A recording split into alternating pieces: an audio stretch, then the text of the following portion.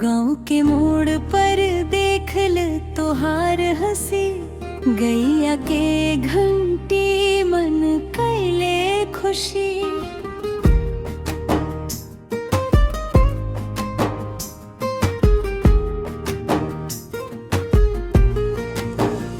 सुबह के बोली जैसे मीठी मिठाई, तोहर बिना लागे न अंगनाई।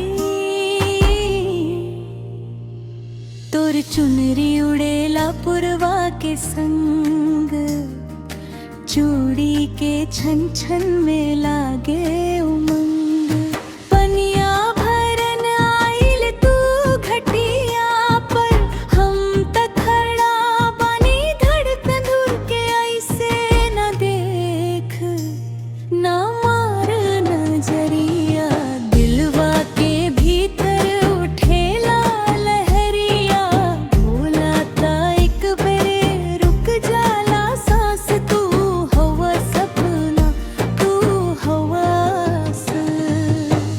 कजरी के पनिया कजरी के पनिया, तोहर नामे भीजले अखिया। कजरी के पनिया कजरी के पनिया, तोहरे बिन सूना बगिया।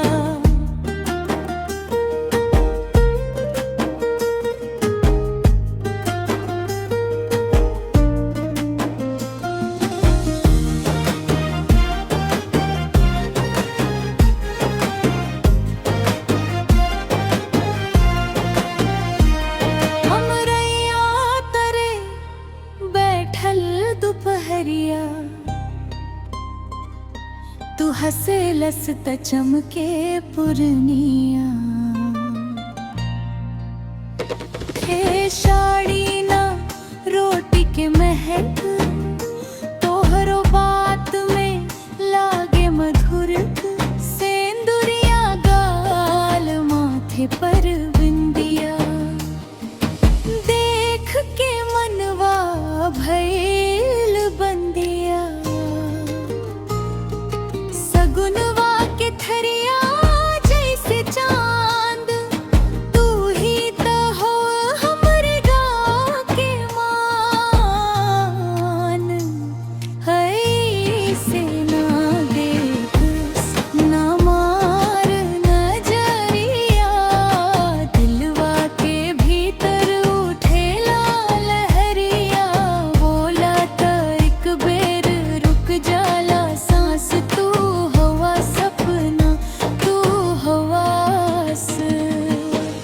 कजरी के पनिया कजरी के पनिया, तोहर नामे भीजले अखिया। कजरी के पनिया कजरी के पनिया, तोहरे बिन सूना बगिया।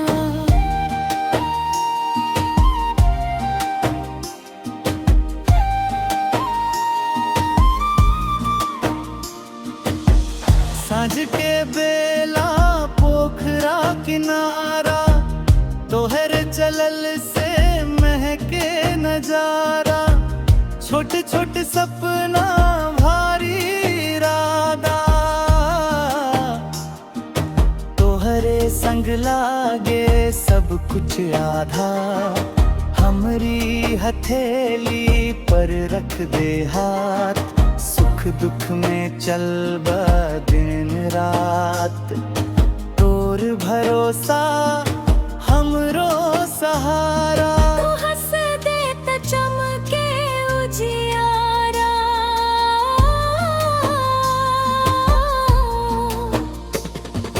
ऐ राजा सुनना दिल के पुकार, तोरे बिना ना लागे संसार।